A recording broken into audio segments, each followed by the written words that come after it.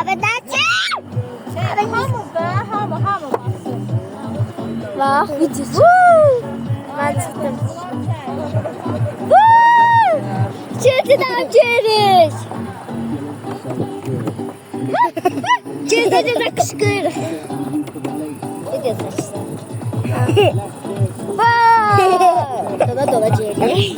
Anlatış bir daha video çəkəcək. Şşş, ben niye düşürəm? Uydu. Sasa bak.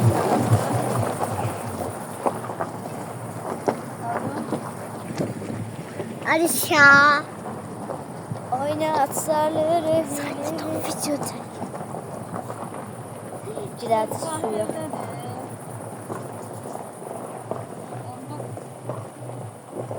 Gidecek. Götürək. Onları düşür. Ya biz düşməyəcəyik. Bu yanda uşaqları düşürdüm, satmışam Zöhrə xalacın evinə. Zəhra ilə deyib